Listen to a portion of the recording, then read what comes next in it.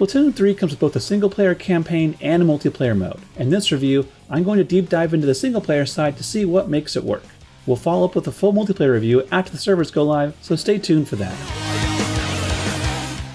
Historically, Splatoon single-player campaigns have focused on acclimating you to the waters of its much more frantic and churning multiplayer battle modes. Splatoon 3's campaign may start in overly familiar territory, but the rug was soon pulled out from under me, leading to a brand new take on this series' hub world design, mixed with some of the best ideas of Splatoon 2's Octo Expansion. Splatoon 3 boldly let me decide on whether or not to blaze my own path toward any of its bite-sized missions, or keep exploring its fuzzy, ooze-filled world. A lot of the enemies I found were unchanged from previous Splatoons, but I had a great time navigating the large variety of objectives all the way to the campaign's explosively satisfying finale.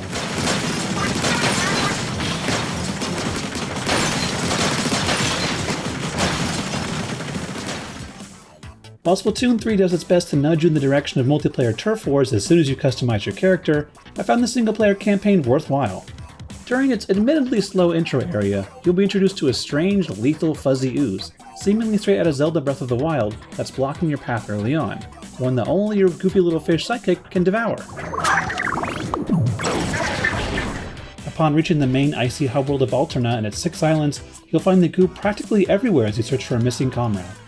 Touching any of the stuff will induce death by fuzzball. Thankfully, the paths that I opened up through the deadly goo were big enough that I wasn't constantly dying, and gaps in the goo layer offered glimpses of new paths I could open up in the future. This fuzzy ooze also serves as an open-ended series of choices for how you want to progress. Having your little buddy devour a patch of ooze may unlock a variety of shortcuts to collectibles, missions, and more. Several times I found myself weighing the odds, either spending all my salmon eggs to open up a path to the next island, or trying to reveal more of the current area to find items needed to upgrade my abilities.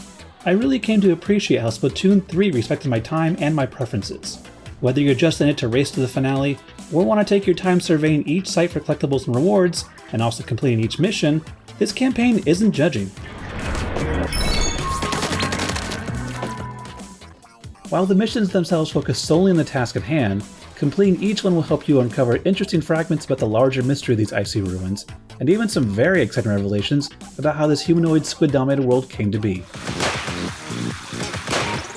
I admire Splatoon's continued commitment to keep its levels focused on the challenges, while offering alluring morsels of lore and backstory in the hub world for those that want to seek them out.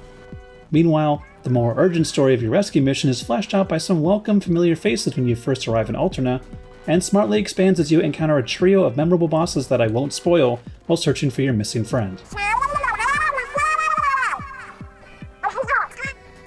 There are plenty of reasons to stick around and explore Splatoon 3's Arctic Hub world. For one, the interesting ruins of a lost human civilization covered in lethal goop are hiding all manner of collectibles. Besides the usual lore, you can also find rewards that benefit you both in single-player and multiplayer, from items that unlock upgrade tiers, to cosmetics for decorating your locker in the multiplayer lobby, and even XP money boosts to use in matches. Many of the secrets that you can find are buried in the hub world snow, requiring the keen nose of your little buddy to pinpoint for you. He's not exactly the brightest bioluminescent fish in the sea, but is still charming enough that I let it slide. He also has its uses in the missions themselves, acting as part distraction, part grenade, but I rarely found a situation where tossing him into the fray was preferable to just diving in and spotting enemies myself, as even his ability upgrades felt lackluster. No matter how many hero gear skills I bought to increase his health and damage, and decrease his cooldown times and ink usage, he never became all that useful outside very specific missions. Why would I want to upgrade his health if I've never seen enemies actually hurt him? I ended up focusing more on obvious upgrades like better weapon spread and ink capacity for myself, and I became far more effective at wiping out enemies than he was. If you love Splatoon 2's Octo Expansion and his approach to mission structure, you'll be in for a treat. You'll still get constant chatter from your squid pals on what to do next, but the missions themselves are almost always full of fun concepts that also provide some good lessons you can take with you into multiplayer matches. You'll also get some quality time with Splatoon 3's new specials and fun environments that give you infinite uses to play around with. Later levels even let you try out more specialized weapon variants to better understand and appreciate the details of weapons' rate of fire, ink consumption, and how much terrain a shot can cover. Getting hands-on with these ink-blasting weapons eventually influenced which ones I chose to purchase first after spending some time in multiplayer modes.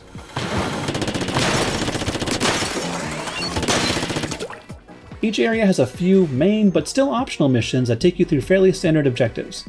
Meanwhile, dozens of black tape kettles provide more interesting and often challenging goals that will charge you a small fee to access.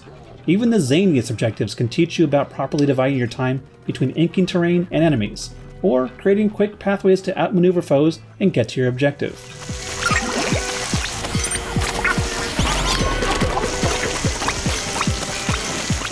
Individual missions rarely take longer than 3 to 5 minutes, which to me hit a sweet spot. That's just the right amount of time to present a unique objective or gimmick, and then showcase what you've learned to reach the goal, and all before the level can get drawn into repetitive tedium. The decision to relocate hidden collectibles outside the missions themselves pays off, as the distraction-free environment lets the fast-paced nature of these levels really shine.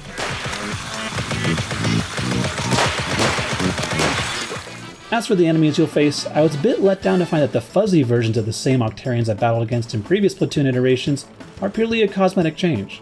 They offer practically no new enemy types save for very few additions that I spotted.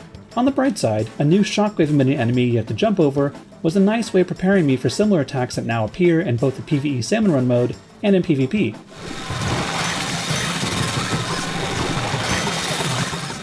Nintendo won't let us show you Splatoon 3's bosses at all, but I can tell you that they're a lot of fun to face off against. I'll leave the details of how they work to find out for yourself, but in general terms, they still follow the familiar formula of shoot the boss when exposed 3 times to win. However, this new set of bosses are much more personable and feature a flair that adds to their charm. One in particular gave me some amazing Super Mario Sunshine vibes. Granted, the difficulty of these encounters isn't too demanding, but I'll happily take them over yet another slight iteration of an Octo boss from previous games. In that same spirit, I won't show or say much about the finale, but I was happy to see Splatoon 3 build from the groundwork laid in Splatoon 2's Octo Expansion, with the stakes only getting higher to create a highly memorable experience. Even after that, completionists may uncover things to do after the story, including an ultimate challenge run, which provided a sense of exhilaration I haven't felt since Mario Odyssey's Darker Side of the Moon.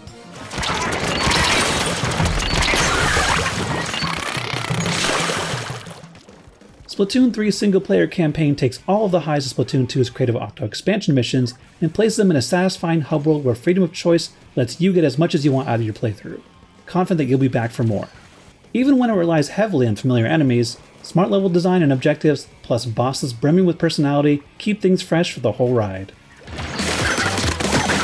For more on Splatoon, check out our first 15 minutes of Splatoon 3's campaign and watch our review of Splatoon 2. And stay tuned for our full multiplayer review coming soon on IGN.